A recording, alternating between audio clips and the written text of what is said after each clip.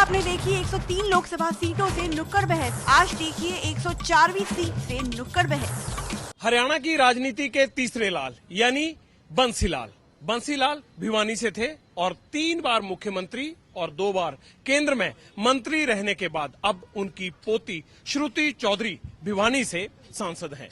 उन्होंने अजय चौटाला जो INLD के थे उम्मीदवार, उनको 2009 में पटकनी दी थी। लेकिन सवाल यह है कि क्या इस बार चौधरी बंसीलाल की विरासत को आगे बढ़ा रही श्रुति जीत पाएगी? आखिरकार कौन बनेगा प्रधानमंत्री में? ये नुक्कड़ बहस हम भिवानी से कर रहे हैं, जहां चौधरी बंसीलाल की कभी तूती बोलती थी और भजन लाल अपने तमाम समीकरणों के बावजूद बहुत मजबूत दावेदार और बहुत मजबूत नेता माने जाते थे। लेकिन परिसीमन में भिवानी और महेंद्रगढ़ की सीट को एक होने के बाद यहां पर जाट और अहीर ये दोनों वोटर खेल करते हैं। तकरीबन 15 लाख वोटर है। मगर इस बार कौन बनेगा प्रधानमंत्री में, हम इस बहस को आगे लेकर जा रहे हैं। इस नुक्कड़ से जानते हैं आखिरकार कौन बनेगा इस बार प्रधानमंत्री। नरेंद्र मोदी। नरेंद्र मोदी। नरेंद्र मोदी। हाँ। आम आदमी पार्टी में नरेंद्र मोदी। हाँ। नरेंद्र मोदी। राहुल गांधी के भी उम्मीदवार हैं यहाँ। नरेंद्र भाई मोदी, अरविंद केजरीवाल बनेंगे। ये है जनता जो कह रही है कोई राहुल गांधी, लेकिन नरेंद्र मोदी की आवाज ज्यादा है। ये तीनों पार्टियों के नुमाइंदे हमारे साथ मौजूद हैं। कमल सिंह हरियाणा जनहित कांग्रेस के हैं, आम आदमी पार्टी के ललित अग्रवाल हैं, उनके साथ कांग्रेस के पूर्व विधायक शिव शंकर भारद्वाज खड़े हैं और परमजीत मड्डू जो खुद भी चुनाव लड़ चुके हैं वो भी हमारे साथ मौजूद हैं। क्या कहती है भीड़? सबसे पहले अगर हम बात करें श्रुति चौधरी की, तो श्रुति चौधरी और उनकी मां किरण चौधरी जो हरियाणा सरकार में मंत्री हैं, उनका हमेशा ये आरोप रहता है कि कांग्रेस उनको भीतरघात के जरिए नुकसान पहुंचाने की कोशिश करती है। इस बारे में वो बार बार चिट्ठियां लिखते हैं। क्या इस बार श्रुति चौधरी को भीतरघात पहुंचेगा? क्या बंसीलाल के परिवार और पार्टी की तरफ से श्रुति चौधरी और किरण चौधरी को सपोर्ट मिलेगी या वही होगा जो पहले होता है? नहीं, ये बात जो है भीतरघात की जैसे आपने बताई है, ना पिछली बार भीतरघात हुआ था और ना चिट्ठी लिखी थी बकायदा आलाकमान को। चिट्ठी तो यूं ही लिखते रहते हैं राजनीतिक लोग, वो सारी चिट्ठियां सही भी नहीं होती हैं। और ऐसा भीतरघात होता तो वो कैसे जीतती? ऐसा कोई भीतरघात नहीं हुआ, सबने मिलकर उनकी मदद की थी और कांग्रेस पार्टी एक मजबूत स्तंभ की तरह आज भी उनके साथ है और इस बार भी उनको अच्छी सपोर्ट यहां से मिलेगी। सपोर्ट देंगे।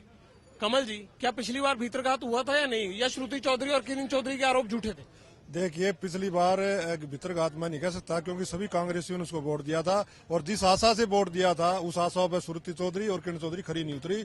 ये सिर्फ मनगढ़ंत बातें हैं, जो चिट्ठी लिखी है मनगढ़ंत है और उनका हाईकमान भी वो पकड़ बताती है, हरियाणा का मुख्यमंत्री अपनी मुट्ठी में बताती है, जो काम नहीं है इसलिए ऐसी बात करती थी। खरी नहीं उतरी अपनी उम्मीदों पर? बिल्कुल खरी उतरी है जी।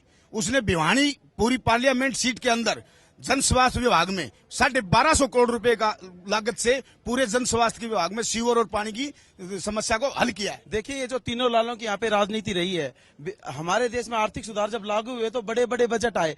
चौधरी बंसीलाल जी ने 1996 में शराबबंदी करके हरियाणा का सारा रेवेन्यू खत्म कर दिया तो विकास नहीं हुआ। उसके बाद 1999 में जब भजनलाल की सरकार आई तो उन्होंने वहां पे विकास कराया। 2004 में जब 99 में जब उनकी चौटाला की सरकार आई तो सिरसा में विकास हुआ। 2004 के बाद जब हुड्डा की सरकार आई तो 10 साल से वहां पे विकास हो रहा है।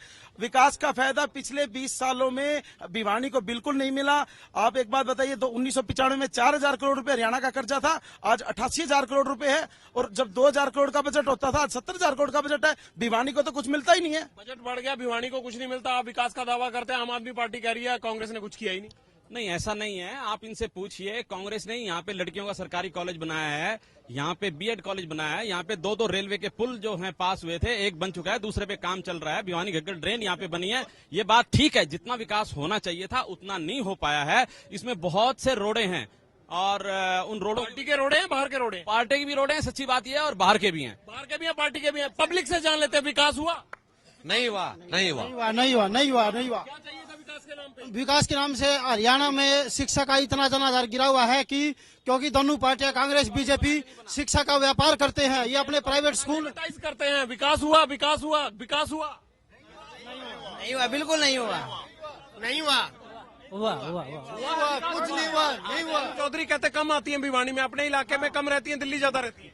हाँ, लोग ये कंप्लेन करते हैं, इसमें कुछ वो शायद जितना आ सकती हैं उतना आती भी हैं, लेकिन ऐसी कोई बात नहीं है, फिर भी लोगों से मिलती हैं वो। और ये नहीं आती है, जान लेते हैं, आती है श्रुति चौधरी? हाँ जी, खूब आती है, सुख दुख में भी आती है। आपकी भेंट हुई कभी? हाँ जी, भेंट कब? बैंक कॉलोनी में आई, हमारे वहाँ सीवर देखने आई। सीवर नहीं, मैं कभी तक मिला नहीं, और हमारे तोसाम हल्के में तो अभी तक गया ही नहीं है। 5 साल के बढ़ने के बाद अभी तक सुरुचि चौधरी हमारे तोसाम हल्के में किसी गांव में भी नहीं पहुंची। तो वो आपको मिली कभी?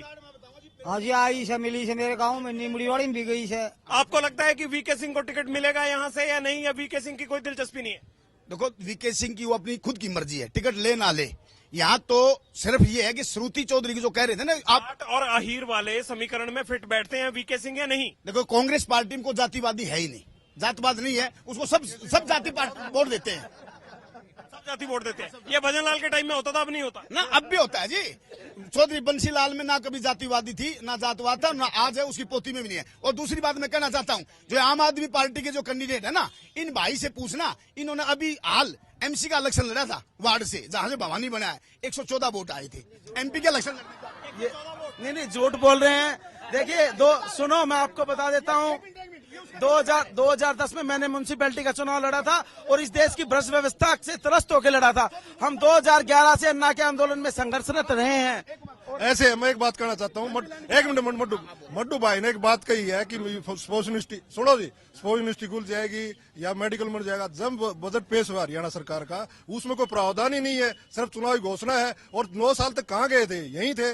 जन स्वास्थ्य मंत्री कहती है कि मेरी पकड़ है कांग्रेस में, राहुल गांधी सोनिया गांधी मेरी मुट्ठी में है, और हरियाणा मुख्यमंत्री मेरे पूछ के काम करता है। तब कहाँ गए थे? मैं डॉक्टर साहब की बात को काट नहीं रहा, लेकिन ये सच्चाई है। इलेक्शन के टाइम चीज घोषित करी। ये चुनाव डॉक्टर साहब ये चुनाव, पहले ये बताइए कि ये चुनाव केजरीवाल वर्सेज नरेंद्र मोदी है या राहुल वर्सेज नरेंद्र मोदी है? ये सिर्फ राहुल और राहुल जी हैं, जो कि देश के युवा हैं, देश की शक्ति हैं, देश को आगे ले जाने का जिनमें जज्बा है। और कांग्रेस एक ऐसी पार्टी है जो 125 से ज्यादा साल पुरानी है। ये त्याग, तपस्या, बलिदान की पार्टी है। और मैं खुद कांग्रेस का विधायक यहाँ से रहा हूँ। आप कमल जी से पूछिए, मैंने यहाँ पे मेडिकल कॉलेज बनाने की बार बार मांग उठाई है। यहाँ पे कॉलेज मैंने बनवाया है, बीएड कॉलेज मैंने बनवाया है, दो पुल बनवाए हैं आरओबी। डॉक्टर साहब, कॉलेज बना क्या कॉलेज बना? नहीं बना। ये प्रॉपर्टी डीलर है, प्रॉपर्टी डीलर, नेता नहीं है। कोई भी कॉलेज नहीं बना है। और जो अब घोषणा की है, ये चुनावी स्टैंड है। और प्रधानमंत्री का अच्छा कैंडिडेट कौन है? नरेंद्र मोदी। कौन है? नरेंद्र मोदी, केजरीवाल। प्रधानमंत्री की नुक्कड़ बहस से फिलहाल भिवानी से इतना ही। आप देखते रहिए एबीपी न्यूज।